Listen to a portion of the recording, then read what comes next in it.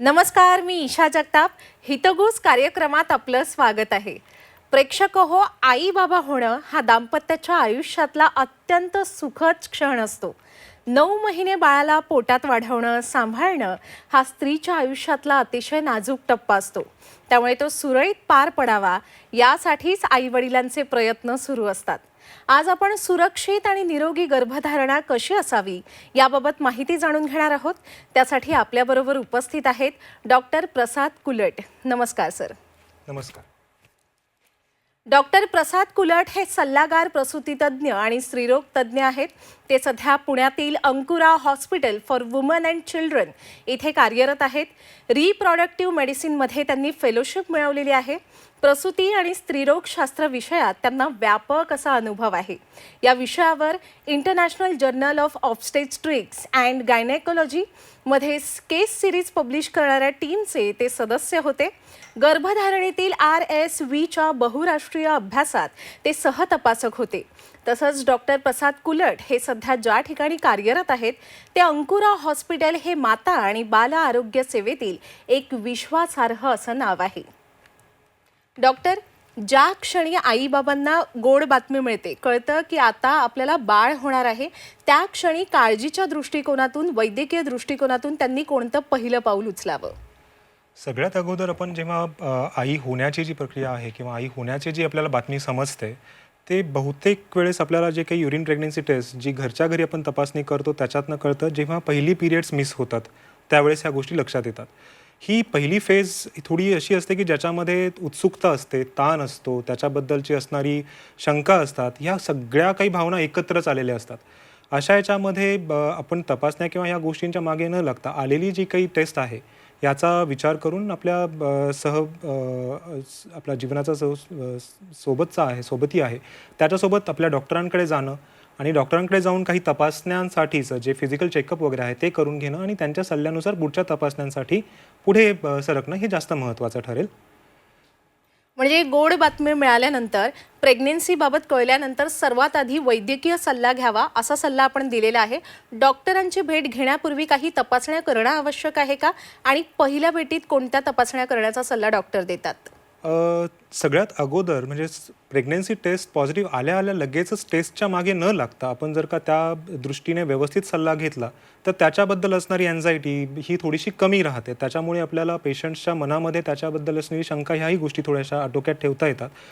आपल्या डॉक्टरांशी बोलल्यानंतर त्याच्यातल्या ज्या गरजेच्या गोष्टी आहेत त्या आपण फिजिकल चेकअपनुसार त्याच्यानुसार स्ट्रीमलाईन करू शकतो. जर इमिडिएटली काही गरज नसेल तर बऱ्याचशा इन्व्हेस्टिगेशन्सपासून आपण इमिडिएटली टाळू शकतो. त्या गोष्टींना लगेच काही करण्याची गरज नसते. सो जो प्रवास आत्ताच सुरू झाला आहे, ज्या ताणतणावामधनं किंवा उत्सुकतेमध्ये आपण आहात, त्या गोष्टींना अचानक टेस्ट आणि ह्याची भीती न घालता त्याला अगोदर थोडंसं डायजेस्ट होऊ देणं, त्याच्याविषयी ज्या गरजेच्या गोष्टी आहेत, एकदा फिजिकल चेकअप झालं की त्यानुसार मग पुढच्या ब्लड टेस्ट असतील, सोनोग्राफी असतील, ते डॉक्टरांच्या सल्ल्यानुसार आपण ठरवू शकता. अच्छा डॉक्टर, गरोदरपणात उलटी, मळमळ हा त्रास होणं अतिशय सामान्य आहे, पण किती प्रमाणात हा त्रास होणं सामान्य आहे? गरोदर राहिल्यानंतर साधारणतः 6व्या ते 7व्या आठवड्याच्या दरम्यान स्त्रियांमध्ये मळमळ, उलटी हा प्रकार जाणवायला लागतो. मळमळ हा प्रकार जो होतो तो शरीरामध्ये जे बीटा HCG हॉर्मोन्स आहेत, जे प्रेग्नन्सी रिलेटेड हॉर्मोन्स तयार होतात, त्याच्यामुळे हे होण्याचं प्रमाण जास्त असतं. काही पेशंट्समध्ये, काही स्त्रियांमध्ये ह्याचा त्रास कमी असतो, काही जणांमध्ये तो खूप जास्त प्रमाणामध्ये होतो. तर अशा याच्यामध्ये आपल्याला काही सल्ल्यानुसार काही मेडिसिन्स वगैरे घेणं जे गरजेचं आहे ते आपल्याला तशा पद्धतीने पुढे जाऊ शकतात. जर जे ओरल मेडिकेशन्स आहेत, गोळ्या आहेत, त्याने जर का फरक पडत नसेल तर काही पेशंट्समध्ये आपल्याला इंजेक्शन्सचा सुद्धा प्रमाण द्यावं लागतं, इंजेक्शन्स वगैरे सुद्धा द्यावे लागतात. पण हा जो त्रास आहे तो साधारणतः 12 ते 14 आठवड्यांच्या दरम्यानपर्यंत सेटल व्हायला सुरुवात होतं. जोपर्यंत जे शरीरातले हॉर्मोन्स आहेत ते थोडेसे सेटल व्हायला लागतात तसा हा त्रासही हळूहळू कमी व्हायला लागतो आणि तिथून पुढे प्रेग्नन्सीचा जो प्रवास आहे तो जास्त सुखकर व्हायला सुरुवात होते. डॉक्टर, आपण सांगितलं की गरोदरपणात जो उलटी, मळमळ हा सगळा त्रास होतो तो थांबवण्यासाठी किंवा तो अति झाल्यास औषधोपचार केला जातो, औषधं दिली जातात. पण बऱ्याचदा असं आपण पाहिलं असेल की घरातली जी वरिष्ठ मंडळी असतात ती सांगतात की हा फार सामान्य त्रास आहे, यासाठी काही औषधं घेण्याची आवश्यकता नाहीये, हे हळूहळू थांबेल. याबाबत आपण काय सांगाल? बरोबर. बऱ्याच वेळेस काय होतं ना की पेशंट्स जेव्हा आपल्याकडे पहिल्यांदा येतात तर त्यांच्यासोबत कुटुंबातली बरीचशी लोकं ज्यांना त्या प्रेग्नन्सीबद्दल उत्सुकता असते त्याच्यासाठी आलेले असतात. सो घरच्यांच्या प्रत्येकाच्या वेगवेगळ्या त्याच्यामागे कथा असतात, वेगवेगळ्या गोष्टी आपण अगोदरपासून कुटुंबामध्ये बघितलेल्या असतात. सो सगळ्यांचा हेतू हा प्रेग्नन्सी व्यवस्थित पुढे जावी हाच असतो. आणि एक सामान्य ज्ञान जे असतं की प्रेग्नन्सी म्हटलं की बाहेरची औषधं बंद करणं, औषधांचा प्रकार जो आहे तो कमीत कमी ठेवणं. याच्यामुळे सगळ्यात पहिलं जे सांगितलं जातं की आपल्याला याच्यामध्ये कमीत कमी औषधं घ्यायची आहेत. पण याच्यात प्रॉब्लेम असा होतो की जर आपण त्या वेळेला ते जे सिम्पटम्स आहेत, जो त्रास होतोय, मळमळचा असेल, उलटीचा असेल, तो जर का त्या इनिशियल फेजमध्ये नाही कमी केलं तर त्याचा त्रास वाढण्याचे चान्सेस असतात. त्याच्यामुळे होणारा जो पुढचा त्रास असतो की आपलं ॲब्झॉर्प्शन कमी होणार, डिहायड्रेशन होणार आणि त्याच्यामुळे शरीरावरती आणि त्याच अनुषंगाने वाढणाऱ्या प्रेग्नन्सीवरती प्रॉब्लेम्स होऊ शकतात. सो हे जेवढं लवकर आपण आटोक्यात मेडिसिन्सने आणू शकतो ते नक्कीच चांगलं आहे. असं नाही आहे की त्रास आहे म्हणून तो सहन करावा. जर का काही औषधांनी असेल, काही गोळ्यांनी असेल, तो त्रास कमी करता येत असेल तर त्याच्यासारखं सुख नाही. अगदीच. डॉक्टर, आपण सांगितलं की गरोदरपणाची चाहूल लागताच म्हणजे प्रेग्नेन्सी टेस्ट पॉझिटिव्ह येताच पहिल्यांदा डॉक्टरांची भेट घ्यावी, वैद्यकीय सल्ला घ्यावा. मग त्यानंतर पुढची अपॉइंटमेंट साधारण किती दिवसांनी होते? पहिली जी अपॉइंटमेंट आपली होते ज्यावेळेस आपण सुरुवातीला जसं मी सांगितलं की आपल्याला जेव्हा कळतं ते साधारणतः 6 ते 7 आठवड्यांच्या दरम्यान आपल्याला सगळ्यात अगोदर लक्षात येतं की आज प्रेग्नन्सी टेस्ट पॉझिटिव्ह आलेली आहे. जेव्हा आपण पहिल्यांदा डॉक्टरांकडे जातो तर साधारणतः 7 ते 8 आठवड्यांच्या दरम्यान आपल्याला सोनोग्राफी करण्यासाठीचा डॉक्टर सल्ला देतात. कारण त्यावेळेस बाळाचे हृदयाचे ठोके आणि बाकीचे जे काही प्रेग्नन्सी रिलेटेड चेंजेस आहेत ते व्यवस्थित सोनोग्राफीमध्ये आपल्याला लक्षात येऊ शकतात. एकदा हे कन्फर्म झालं की त्याच्यानंतर मग पुढचं जे काही पुढच्या ज्या सोनोग्राफीज आहेत, पुढच्या ज्या टेस्ट आहेत त्या आपण त्याच्यानुसार प्लॅन करू शकतो. आता इनिशियल सोनोग्राफी करणं हे गरजेचं का आहे? तर पहिल्या सोनोग्राफीमध्ये बऱ्याचशा स्त्रियांमध्ये पाळी जी आहे ती अनियमित असते. त्याच्यामुळे तारखेनुसार होणारी प्रेग्नन्सीचे जे दिवस आहेत ते आणि पाळी जी सोनोग्राफीनुसार आली आहे, सोनोग्राफीनुसार जे डेटिंग आहे त्याच्यामध्ये फरक होऊ शकतो. सो ते आपल्याला कन्फर्म करणं गरजेचं असतं की नक्की किती दिवसांची प्रेग्नन्सी आहे. This is called as dating scan, की ज्याच्यामध्ये बाळाची वायबिलिटी आणि बाळाचं नक्की वय किती आहे ते ठरवलं जातं आणि तिथून पुढे मग तिथला टप्पा आपल्याला त्याच्या पुढे ठरवता येतो. अच्छा. जी आपली दुसरी अपॉइंटमेंट होते, डॉक्टरांची जी प्रत्यक्ष भेट होते दुसरी, त्याच्या आधी कोणत्या तपासण्या करणं आवश्यक असतं? बेसिकली ज्या नॉर्मल टेस्ट्स आहेत त्या साधारणतः आपण 11 ते 12 आठवड्यांच्या दरम्यान प्लॅन करू शकतो. जी पहिली व्हिजिट होते ती साधारणतः 7-8 आठवड्यांच्या दरम्यान होते. पुढची व्हिजिट ही साधारणतः 4 ते 5 आठवड्यांमध्ये प्लॅन केली जाते, जेव्हा एक महत्त्वाची सोनोग्राफी आणि बाकीच्या काही ब्लड टेस्ट ज्या आहेत त्या प्लॅन केल्या जातात. जी महत्त्वाची सोनोग्राफी आहे त्याला NT स्कॅन असं म्हणतात. NT स्कॅन त्याच्यासोबत काही स्पेसिफिक टेस्ट असतात, जसं काही डबल मार्कर टेस्ट, DMT ज्याला मी म्हणतो. तर अशा काही टेस्ट या दरम्यान प्लॅन केल्या जातात आणि त्या त्यांना सांगितल्या जातात. मग त्याचे रिपोर्ट जसे येतील त्याच्यानुसार आपण त्याच्या पुढे जाऊ शकतो. डॉक्टर, आपण NT स्कॅन आणि डबल मार्कर टेस्टचा उल्लेख केला, याबाबत अधिक माहिती काय सांगाल? NT स्कॅन ही एक स्पेसिफिक टेस्ट आहे जी अर्ली सेकंड ट्रायमेस्टरमध्ये आपण प्लॅन करतो. याच्यामध्ये महत्त्वाचं हे आहे की या टेस्टमध्ये जेव्हा आपण बघितलं जातं त्यात जसं नावामध्येच आहे NT म्हणजे नकल ट्रान्सलुसन्सी, की ज्याच्यामध्ये बाळाच्या मानेचा भाग किती पाणीदार आहे किंवा किती जाडसर आहे हे तपासलं जातं. पण हे बघण्यासाठी महत्त्वाचं हे असतं की सोनोग्राफी जे करणारे डॉक्टर्स आहेत त्या बाळाची पोझिशन कशी आहे, बाळाचा चेहरा कसा दिसतो आहे, बाळाची ते घेत असतानाचं डिस्टन्स कसं आहे, ह्या सगळ्या गोष्टी बघणं महत्त्वाचं असतं आणि त्याच्यानुसार ते आपल्याला मार्क करता येतं. ही करण्याची जी वेळ असते ती साधारणतः 11 आठवडे ते 13 आठवडे 6 दिवसांपर्यंत. म्हणजे थोडक्यात बाळाची जेव्हा लांबी पोटामध्ये जेव्हा सोनोग्राफिकली मोजली जाते ती जेव्हा साधारणतः 45 मिलीमीटर ते 84 मिलीमीटरपर्यंत असते तेव्हा हे केलं जातं. आता ह्याचा उपयोग असा आहे की जेव्हा आपण या टेस्ट करतो त्याच्यानुसार आपल्याला काही बाळामध्ये अनुवंशिक काही दोष येऊ शकतात का, ज्याच्यामध्ये ट्रायझोमी 13, 18 आणि 21. आपल्याला माहिती असेल की जसं तारे जमीन पर म्हणून जो एक मूव्ही आलं होतं की ज्याच्यामध्ये स्पेशली एबल्ड चिल्ड्रन ज्याच्यामध्ये दाखवले होते की ज्यांना डाऊन सिंड्रोम चा त्रास होता. तर हा जो त्रास आहे तर याचे जे अगोदरचे लक्षणं आहेत ते आपण या सोनोग्राफीमध्ये डिटेक्ट करू शकतो. फक्त सोनोग्राफी आपण जर का केली तर सोनोग्राफीमध्ये जे सॉफ्ट मार्कर्स आहेत जसं की नाकाचा हाड, नेझल बोन असेल किंवा NT स्कॅन असेल, या गोष्टींमुळे साधारणतः 65 ते 70% आपल्याला जानकारी मिळू शकते की बाळामध्ये काही त्रास आहे किंवा नाही आहे. पण याच्याच सोबत जर का आपण काही ब्लड टेस्ट सोबत केला, ज्याला डबल मार्कर टेस्ट असं म्हणतात, तर त्याचं जी सेन्सिटिव्हिटी आहे बाळाच्यामध्ये काही त्रास नाही आहे हे प्रेडिक्ट करण्याची जी पॉसिबिलिटी आहे इट इज रेज टू 95% आणि हे सिग्निफिकंट आपण आईसाठी आणि बाळांसाठी करू शकतो. डॉक्टर, संपूर्ण प्रेग्नन्सीमध्ये, संपूर्ण गरोदरपणाच्या काळात किती वेळा सोनोग्राफी करणं आवश्यक असतं? त्याचा फायदा काय होतो आणि बाळावर काही दुष्परिणाम होतो का? सगळ्यात महत्त्वाचं म्हणजे सोनोग्राफीचा बाळावरती दुष्परिणाम नाही होत काही. त्याने बाळाला त्रास होत नाही. त्याच्यामध्ये ज्या प्रकारची किरणं किंवा जे साऊंड वेव्हज वापरले जातात त्याने बाळाला काहीही धोका होत नाही. फक्त आता सोनोग्राफी करण्याच्या किती किती वेळेस करायला हवं, तर सोनोग्राफी जसं मी म्हटलं की त्रास नाही आहे म्हणून आपण किती वेळेसही करू शकतो का, पण त्याचं एक इकॉनॉमिकल बर्डन हे फॅमिलीवरती नक्कीच असतं. सो साधारणतः 4 ते 5 वेळेस सोनोग्राफी होते, ज्याच्यामध्ये आपण जसं म्हणालो तसं की सगळ्यात पहिल्यांदा आपल्याला डेटिंग स्कॅन आहे, नंतरचा येतो तो एनटी स्कॅन, त्याच्यानंतर एक 5व्या महिन्याची महत्त्वाची सोनोग्राफी असते ज्याला ॲनोमली स्कॅन, डिटेल्ड ॲनोमली स्कॅन असं म्हणतात.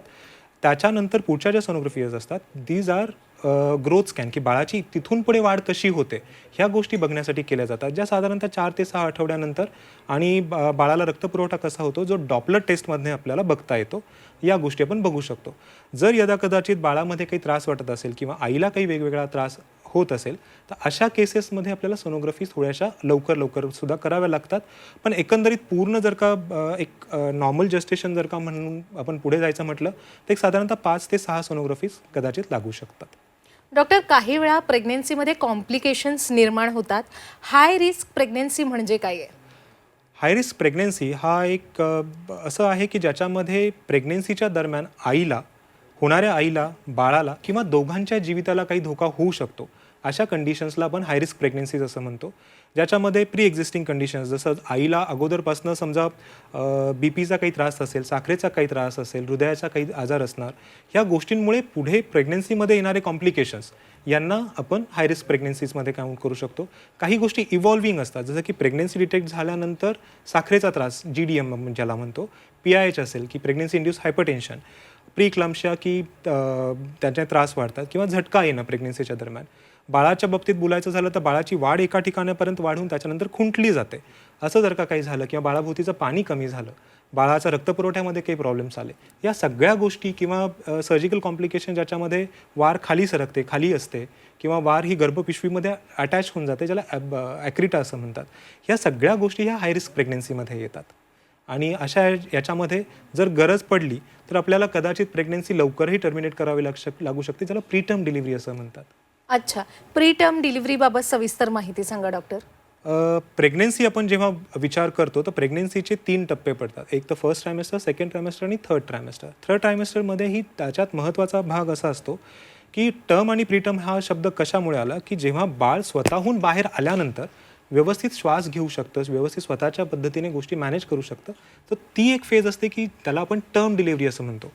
शब्दांमध्ये अंकांमध्ये सांगायचं म्हटलं तर साधारणतः 28 ते 34 आठवड्यांपर्यंत अर्ली प्रीटर्म असं मानलं जातं, की ज्यावेळेस जर का बाळाचा जन्म झाला तर बाळ व्यवस्थित राहू शकेल, पण बाळाला त्याच्यानंतर लागणारे सपोर्ट्स हे बऱ्याच अंशी सिस्टीमवरती असणाऱ्या डॉक्टरांवरती डिपेंड करतात. तिथे त्याला बाळाला NICUचा सपोर्ट लागणार, बाकीच्या गोष्टींचा कदाचित कृत्रिम श्वास आणि ह्या गोष्टी लागतील.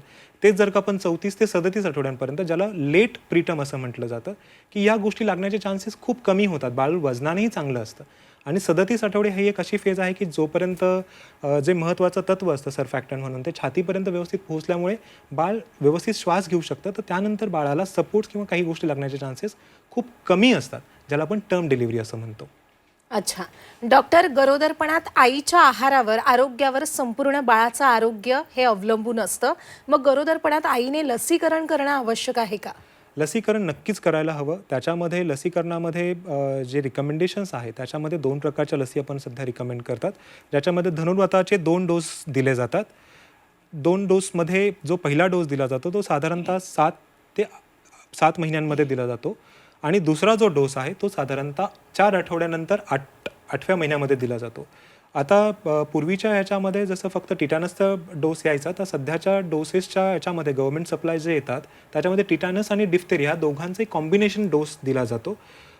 जे कोणी पेशंट्स अफोर्ड करू शकतात, जो सेकंड डोस आहे त्याच्यामध्ये ते DPT, ज्याच्यामध्ये डिफ्थेरिया, पर्ट्युसिस आणि टिटॅनस ह्या तिघांचा एक कंबाईंड डोस दिला जातो, सो तो घेऊ शकतात. त्या डोसचा फायदा असा होतो की सुरुवातीच्या काळामध्ये जो बाळाला जो पहिला DPTचा डोस दिला जातो तो बाळाचं वय जेव्हा 6 आठवड्यांचं असतं तेव्हा दिला जातो.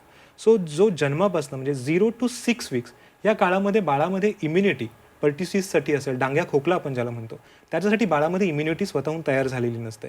तर जर आपण वॅक्सिनेशन आईला साधारणतः 32 ते 34 आठवड्यांच्या दरम्यान DPTचं दिलं असेल, तर त्याचे जे इम्युनोग्लोबिलिन्स आहेत, त्याच्या ज्या अँटीबॉडीज आहेत, त्या बाळाला 6व्या आठवड्यापर्यंत प्रोटेक्ट करू शकतात. काही महिलांना गरोदरपणात डायबिटीजचा धोका निर्माण होतो, त्यांना मधुमेह होतं, साखर वाढते त्यांच्या शरीरात. अशा वेळी काय काळजी घ्यावी डॉक्टर? बेसिकली डायबिटीसचं जे आहे मेटाबॉलिझम जेव्हा आपण बघतो की शरीरामध्ये होणारे जे बदल प्रेग्नन्सीमध्ये आहेत, तर प्रेग्नन्सीचे जे हॉर्मोन्स आहेत दे आर लाईक प्री डायबेटोजेनिक. म्हणजे काय की ज्याच्यामुळे साखरेचं प्रमाण हे शरीरामध्ये थोड्या प्रमाणामध्ये वाढायला सुरुवात होते. पण ही जी वाढण्याची प्रक्रिया आहे ना, त्याची जी विंडो आहे ती अतिशय छोटी असते. त्याच्यातनं थोडासा जरी प्रमाण बाहेर झालं तर तोही त्रास आईला आणि बाळांना दोघांनाही होऊ शकतो. ज्याच्यामुळे बाळांमध्ये जर का बघायचं झालं तर बाळांमध्ये वजन जास्त होणं, डिस्प्रपोर्शनेट वेट गेन होणं, सडनली बाळाचा मृत्यू पोटामध्ये होणं, बाळाभोवतीचं पाणी जास्त असणं, प्रीटर्म डिलिव्हरी किंवा अगोदरच कळा सुरू होणं, या गोष्टी असू शकतात. आईमध्ये इन्फेक्शन वारंवार होणं, UTIs होणं, त्याच्यामुळे सुद्धा प्रीटर्म डिलिव्हरी होणं, ह्याही गोष्टी होऊ शकतात. तर त्याच्यामुळे आपण त्या गोष्टींकडे व्यवस्थित बघितलं पाहिजे. डॉक्टर, आपण आम्हाला निरोगी गर्भधारणेविषयी माहिती देताय. याविषयी आणखी माहिती जाणून घ्यायची आहे, पण सध्या वेळ झालेली आहे एका लहानशा ब्रेकची. कुठेही जाऊ नका, आपण घेऊया एक छोटासा ब्रेक. पाहत रहा झी 24 तास. हितगुज कार्यक्रमात आपलं पुन्हा एकदा स्वागत आहे. आजचा आपला विषय आहे सुरक्षित आणि निरोगी गर्भधारणा, ज्याविषयी माहिती देण्यासाठी आपल्याबरोबर आज उपस्थित आहेत डॉक्टर प्रसाद कुलट, जे प्रसूती तज्ज्ञ आणि स्त्रीरोग तज्ज्ञ आहेत. डॉक्टर, आतापर्यंत आपण आम्हाला सखोल माहिती दिलेलीच आहे.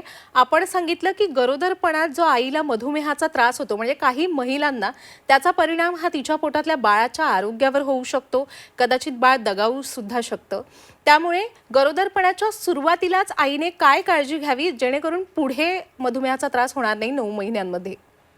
बेसिकली याच्यासाठी ज्या गोष्टी महत्त्वाच्या असतात त्याच्यामध्ये स्क्रीनिंग टेस्ट या गरजेच्या असतात. स्क्रीनिंग टेस्ट करण्याच्या अगोदर जेव्हा आपण पहिल्यांदा पेशंटला भेटतो त्याच वेळेस त्यांची काही हिस्ट्री बघितली जाते, ज्याच्यामध्ये फॅमिली हिस्ट्री असते, त्यांचा BMI आणि ह्या गोष्टी कॅल्क्युलेट केल्या जातात. आणि ज्याच्यानुसार हाय रिस्क प्रेग्नन्सीजमध्ये जे आपण बघतो की याच्यामध्ये मधुमेह होण्याचे चान्सेस जास्त आहेत, तर अशा पेशंट्समध्ये आपण काही स्क्रीनिंग टेस्ट सांगतो. जर त्यांच्यामध्ये हाय रिस्क फॅक्टर्स, समजा त्यांच्या आईबाबांमध्ये साखरेचा त्रास आहे किंवा त्यांच्या फर्स्ट डिग्री रिलेटिव्समध्ये साखरेचा त्रास आहे, अशा याच्यामध्ये जर का असणार तर त्यांना आपण इमिडिएटली काही टेस्ट करायला सांगतो की ज्याच्यामध्ये GTT ग्लुकोज टॉलरन्स टेस्ट हा एक प्रकार आहे की ज्याच्यामध्ये साखर दिली जाते आणि त्या साखरेच्या प्रमाणामध्ये आपल्या शरीरामध्ये काय बदल होतात ते बघितले जातात.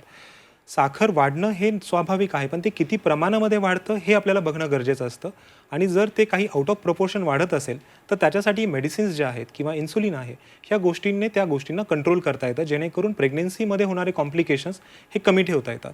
ज्या स्त्रियांमध्ये काहीही हाय रिस्क फॅक्टर्स नाही आहेत, अशा स्त्रियांमध्ये आपण साधारणतः 24 ते 26 आठवड्यांच्या दरम्यान या टेस्ट प्लॅन करू शकतो.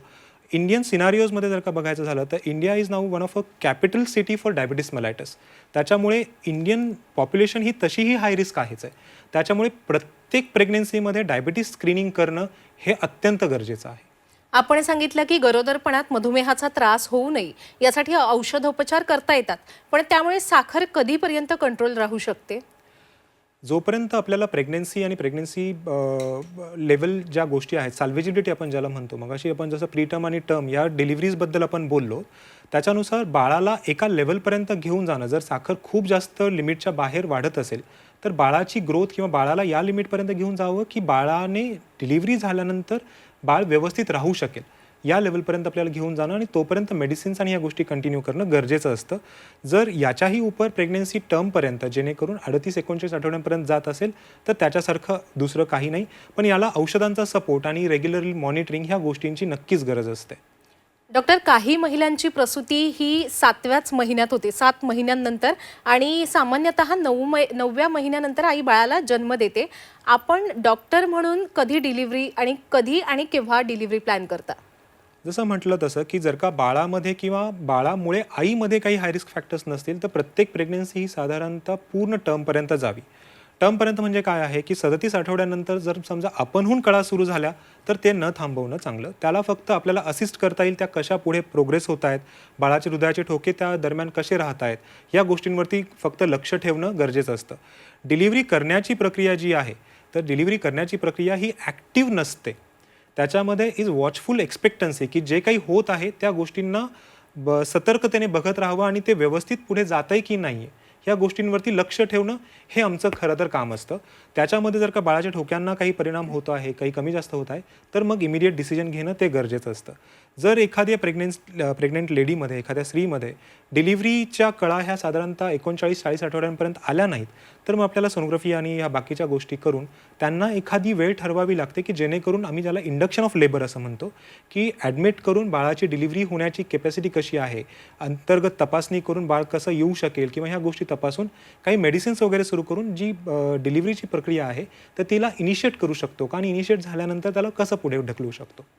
डॉक्टर, आता आपण आलेलो आहोत आपल्या कार्यक्रमाच्या समारोपाकडे. जाता जाता नवदाम्पत्याला किंवा आई बाबा होऊ इच्छिणाऱ्या दाम्पत्याला आपण काय सल्ला द्याल? थोडक्यात बघायचं म्हटलं तर मला अशा याच्यामध्ये एक बहिणाबाईंची कविता आठवते जी आपल्या सगळ्यांना ज्ञात आहे की अरे खोपा रे खोपा. त्याच्यामध्ये जसं चिमणीची इवलीशी चोच असते, चुगणीची इवलीशी चोच असते आणि त्याच्यामधनं त्या गोष्टी ते सगळं बाळाची काळजी घेतात. तसंच आपणही खूप जास्त गोष्टींचा स्ट्रेस न घेता गोष्टींना व्यवस्थित हँडल करणं आणि त्या गोष्टींना प्रेग्नन्सीमध्ये आनंदाने पुढे जाणं हे जास्त गरजेचं आहे आणि आपल्या डॉक्टरांच्या सल्ल्यानुसार ह्या गोष्टी आपल्यासाठी खूप सोयीस्कर होऊ शकतील. अगदीच. डॉक्टर, आपण या ठिकाणी उपस्थित राहिलात आणि आम्हाला एवढं मोलाचं मार्गदर्शन केलं त्याबद्दल मी आपले आभार व्यक्त करते. धन्यवाद. थँक्यू. प्रेक्षक हो, आपल्याला डॉक्टरांचा सल्ला घ्यायचा असेल, त्यांच्याकडून उपचार करून घ्यायचे असतील तर स्क्रीनवर दिलेल्या संपर्क क्रमांकावर आपण नक्कीच संपर्क साधू शकता. आता वेळ झालेली आहे इथेच थांबण्याची. ताज्या घडामोडींसाठी पाहत रहा झी 24 तास.